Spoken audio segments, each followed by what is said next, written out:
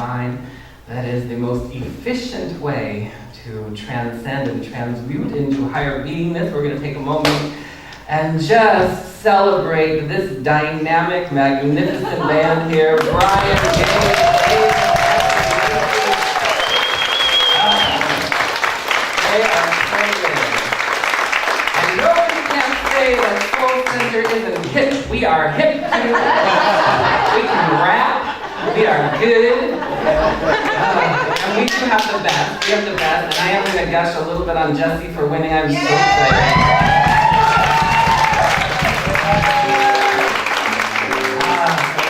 But first, we are rooting for him to nab and grab that. He deserves it. You deserve the best, Jesse. We all do. We all deserve the best. And the topic for today is heaven is in the details, not in the minutia. And I'm just going to start with a little bit, kind of define the difference between details and minutia. Minutia are those little trifling things that keep us preoccupied or distracted from heaven, distracted from God. And the details are the things like beauty and love and joy and wellness and goodness and an intention and a passion from within us. When we pay attention to the details of the divine, then everything else, we basically want to do a swap. We want to come before the altar of the Almighty. We want to bring our minutia, and we want to drop it off and pick up the details. We want to pick up those divine details and start to apply them into our lives. I know we have one new person here today, so I just want to welcome you to Soul Center. We're part of the Agape Association of Truth Teachings, and we are an all-inclusive community. We are all-inclusive in that we absolutely celebrate, as you've heard me say a million times already, that golden thread. I love the golden thread of mysticism that transcends and travels through at the highest level of religion.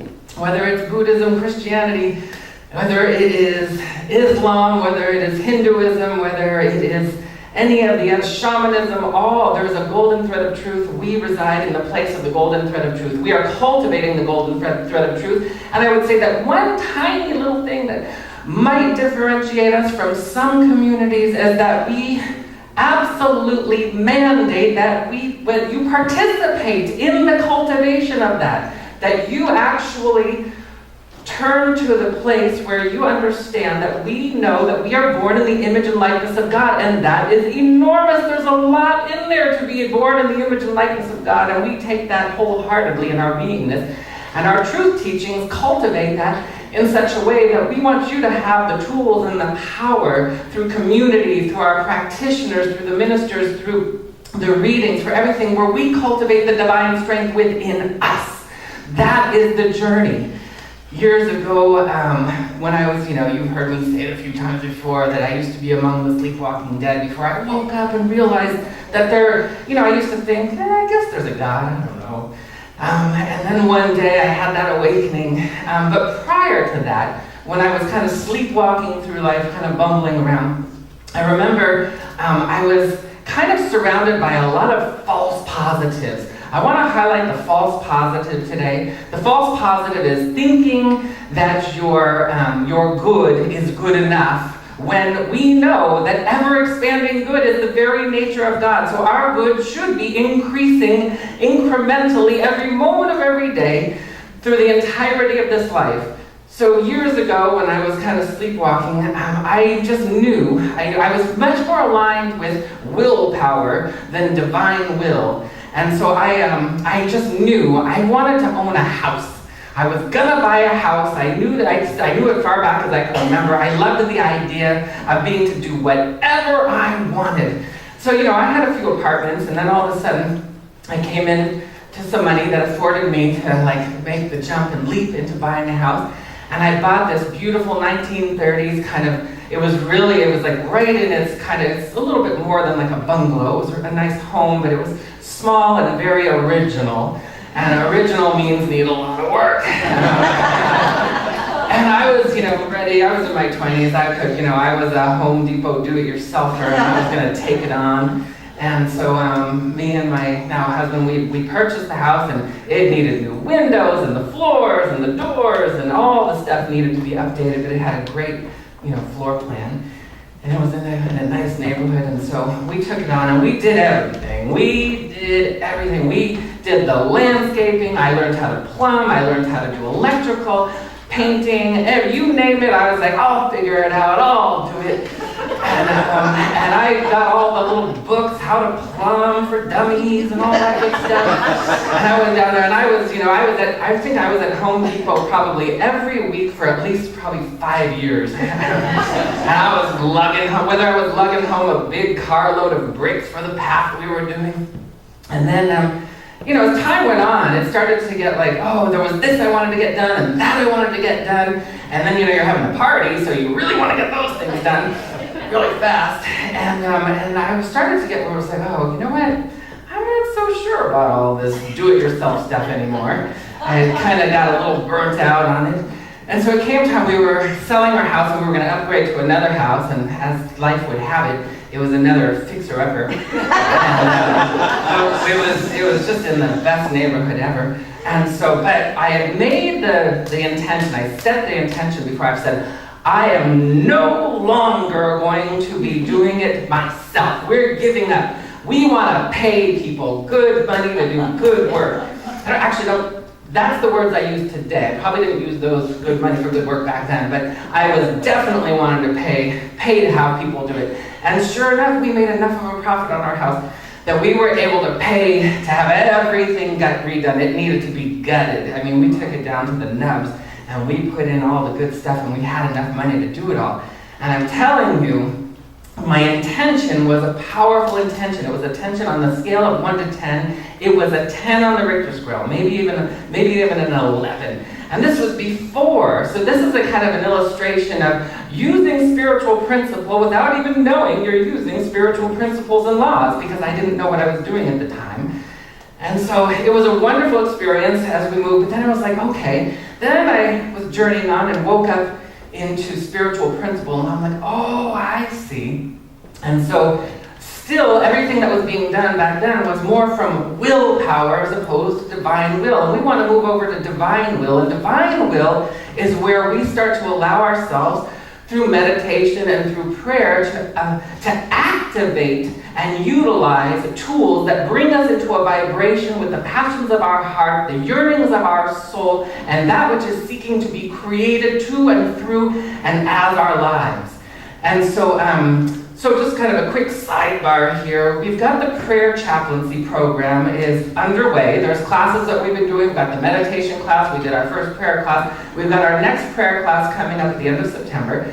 It's part of the prayer chaplaincy program, and the prayer chaplains, we're going to be having licensed prayer chaplains here at Soul Center at the end of the curriculum, which is probably about 6 months away before we'll have our first graduates come through the program. Prayer chaplains are people who are going to serve by supporting our community in prayer. They'll support our community in prayer with holding vigil during service, having prayer chaplains available after service for prayer. Prayer is a very integral part of our community. Prayer is where we go. It's the portal between us and the divine that brings us into the vibration of divine will, which is a lot easier than willpower. Willpower takes a lot of effort, and it can take a toll on your beingness, and it usually comes through the filters, our filters of energetic imprints that reside within our beingness that hamper and hinder the expression of joy and love and peace and goodness. Now, I'm not saying that there isn't a time when you have to do it yourself on certain things, but you just don't have to. So for me back then, I had to do everything on myself. I didn't know back then that there was underlying issues of worthlessness in my beingness. That song talks about somebody who felt like they wanted to commit suicide. There have been times where I had dark nights of the soul, and I can relate to that song. And what I do know for sure is that when those feelings came up, they weren't because I wanted to die. What we really want is we want the situations to die. We also want to understand the true meaning of the word to die or death. in our community, it is to transmute and to change and to transcend and to rise above. I was so tired of certain things at certain points in my life that I really wanted to curl up into a ball and into a hole and shrink away and just leave from all of it. And so sometimes the ego goes to that place. And that's from a lot of overexerting from willpower can bring us to that point. And that's also where I wanted to highlight again the false positive. When we think things are good, but if you really check in underneath, there are some things with lack and limitation going on. So a false positive is, so back then when I was doing all of this, I worked in a, as I mentioned last week, I was working for a company where I was making a really, really good amount of money. I was living lavishly and going to spas and doing all kinds of amazing things in terms of living lavishly from that 6 figures. And it was wonderful. That was a great part, but I worked really hard for it. I worked really hard. I worked 60-hour weeks, sometimes even more in our high season. And there was a lot of stress. And I did 5 jobs in there, and it was nobody's responsibility except for mine, but I didn't know it at the time because I didn't have the wherewithal or the awakened wisdom to understand that there's more to life, that we're supposed to. It is the mandate from the kingdom of heaven. Everything that we talk about when we quote scripture or any of the sacred texts from the world, these are real things. Pray ye believing is a real thing. When you embody that in your bones, what does it even mean to pray ye believing? It means you know that you are entitled to that which satiates, benevolently satiates your heart's desires. That is the mandate. That is the mandate of life. We are all evolving towards that. And so we want to start to claim that. Seek ye me first, and all other things will come unto you after that. To find God first. We want to go to God first. A lot of times we put God as a secondary or tertiary thing in our lives. Sometimes it's not even there at all. And it's like kind of ironic in a way because we can't separate ourselves from God. We can certainly try, but we cannot separate ourselves from God. We are united 100% in the presence of light. However, in the human experience, we can have this kind of illusionary idea that we're separate. And sometimes the worst offenders of this separation is that false positive. So I have a comfortable amount of money. I have a comfortable amount of wellness going on in my life. I have a comfortable amount of harmony going on in my life. But underneath and undergirding, there might be some anguish. There might be some anxiety about certain things that I just kind of keep suppressed and down. And so those are the minutiae that we want to start to look at and say, like, okay, as we bring the heavenly details, then the truth will set us free. We want to step into that. We want to become so cognizant, so aware of participating in the conscious evolution of our own magnificence. We really just, and it's super fun and it's super easy, except maybe some of those times when you're feeling like the author of that song, where you feel like you're kind of down there. And so some of the things that we offer, as I was saying, we've got the prayer chaplaincy program coming up. We have the energy therapy class that's coming up at the end of August. These are ways that you can actually start to have tangible experiences, along with coming here on Sundays, along with being here during meditation, along with reading your books that are spiritually inspired, along with, whatever else, your yoga classes, but affirmative living and being able to recognize. We don't want to make the mistake of thinking that our opinions are real. Because I will tell you that those underneath in the trauma body, there are certain beliefs and opinions that get formulated, and they start to outpicture in our lives in a particular way that can lead to mediocrity, that can lead to so-so-ness, that can lead to a place where, on a more extreme level, where things start showing up in our lives as difficulties or challenges. And so in order to do, what we've heard in our community, which could almost seem a little cliche from time to time, is that we want to be able to take a challenge and look for what's good in it. And the way we look for what's good in it is we start to find the heavenly details in there. And sometimes, it's, there's a vibrational frequency that we're aiming for. When we go into meditation and prayer, we want to vibrate up here in the realm of infinite benevolent possibility. But sometimes we come in and we're down here, and we might be in the realm of seemingly infinite despair and malevolent possibilities. And so, or maybe we're up here somewhere, we're in some mediocre space where we think, it's all right. And it's like, we don't want to be it's all right. We want to move into yes.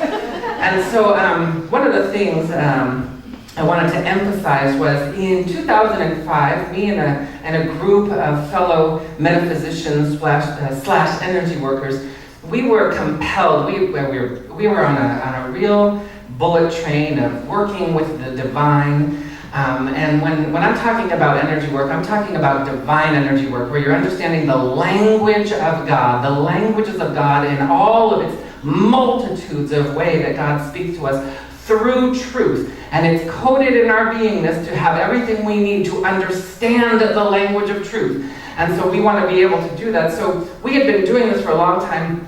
And we had noticed, several of us had been working, as soon as I went into and really fully opened up to the spiritual path, all of a sudden that component of being of service really ignited. And I knew, because being of service is one of the ways that your heart sings. And I'm not talking about service that comes from, willpower or from a guilty obligation. I'm talking about how can I serve that makes my heart sing? We want to serve in ways that just fill and thrill us. And so I started working with at-risk youth, I fell in love with an organization that was out on the front lines of working with these at-risk youth, and they were bringing them in. They gave them a safe haven off the streets so that they could all thrive. And so I was just mesmerized when I saw a little news clip on that, and I went down there and I wanted to just dive in, and I spent several years there, and volunteering, tutoring, mentoring, things like that. And I noticed that people on the front lines of serving other people take really bad care of themselves.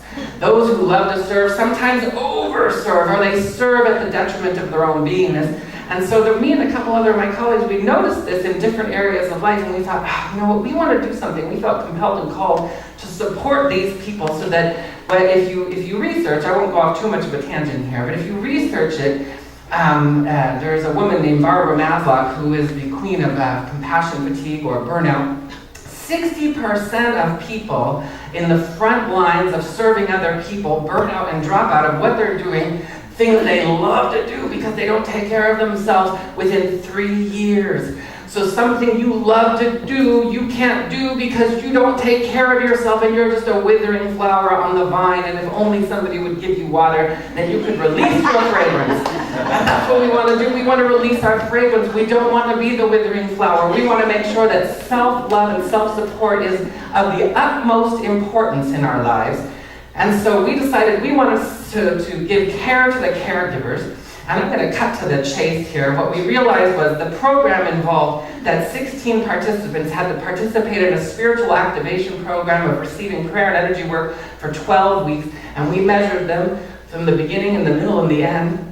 And what we realized, what the results were, we had a 93% increase physically, emotionally, and mentally with all of the participants over the 12-week period.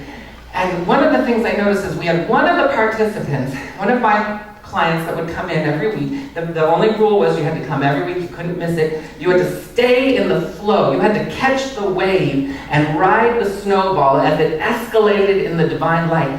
And so one of the guys would come in and every week he'd be like, I want burn. He had some issues with his legs and his intention was a 10 on the Richter scale. Then he was going out for this job and he was like, and everything was just off the charts. And I was like, And everything coupled with his intentions, everything just, boom, it all just fell into place. We married the intentions, his authentic intentions, with the energy of God, with the energy of divine benevolent satiation and fulfillment. There's a deliberate way that we do this. And all of a sudden, everything, every single thing, and it was like rapid fire. And I was like, a light bulb went off. And I remembered back when I was like, I am not going to be doing all this do-it-yourself stuff anymore. I want to pay people to do it. And I was like, oh yeah, I was utilizing the power of intention. And then, sometimes, and this is where I want you to be a little self-aware, sometimes people are like, yeah, I'd like a soulmate.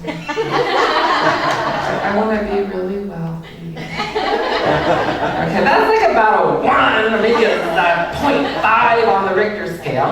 And it's like, okay, there's nothing wrong. Sometimes you can't muster it up. I've been in times where I just couldn't muster up. It's like I wanted to have some zest and some zeal about whatever it was. But the first thing I started with is like, okay, I'm going to set my intention that I want to have zest and zeal and connect with the passions of my heart because I want to set them at the 10. The 10 on the Richter scale means you're very connected to it. You don't have a lot in the way for it. And it's like, that's a good thing. And if I'm at a 1 or a 2 on the Richter scale, then I just want to check in and say, okay, that probably means there's some things that create doubt and worry, and we want to clear those out of our energy body.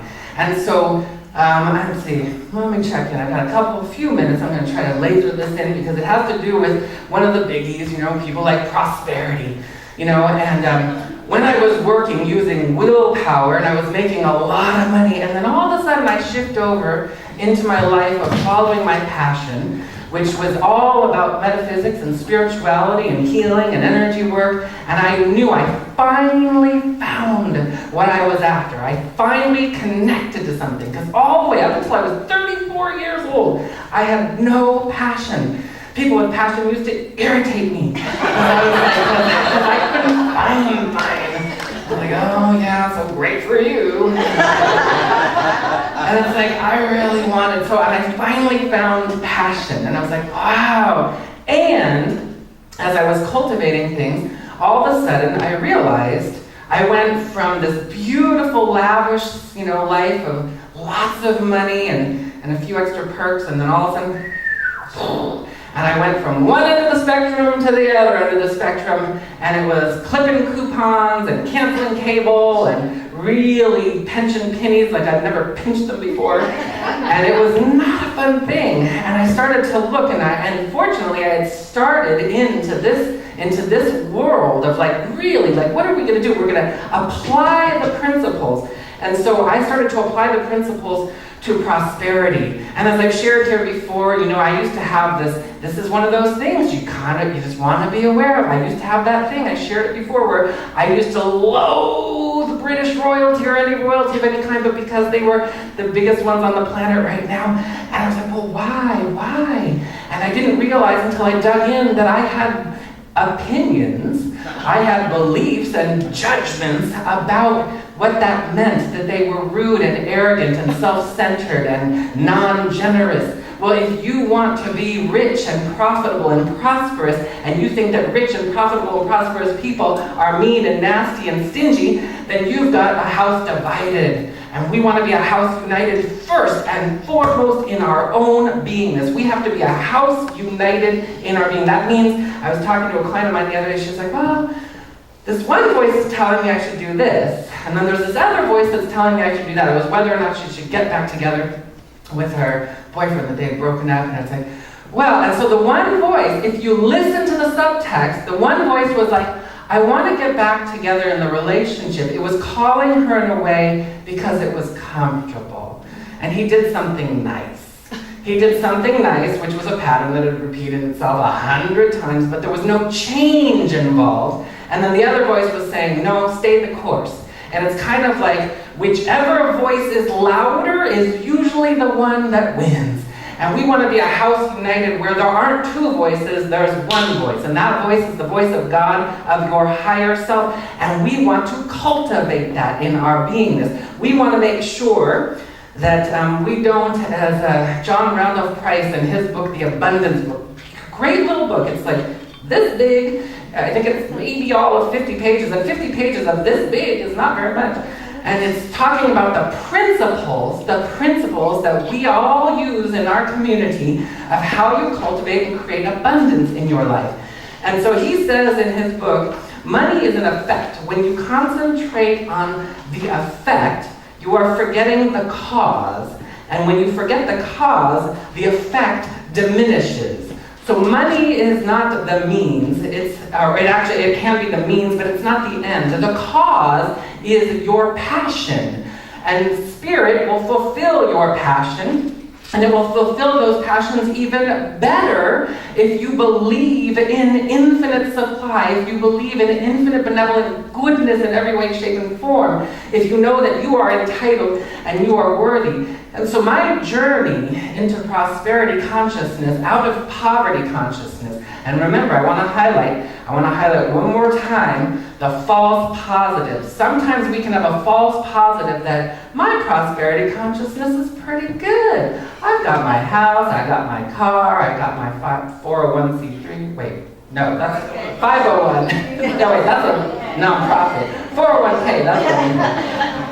I've had nonprofits on the brain.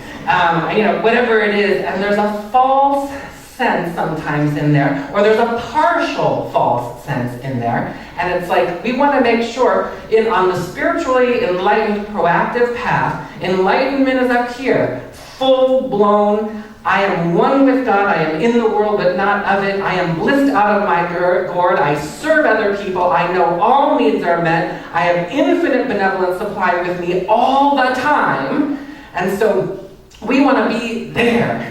We want to be up there. This is where we're headed. And the journey sometimes looks like you come up, you plateau and enjoy it. You come up, you plateau and you enjoy it. You come up, you plateau and enjoy it. That's pretty much the way the journey goes.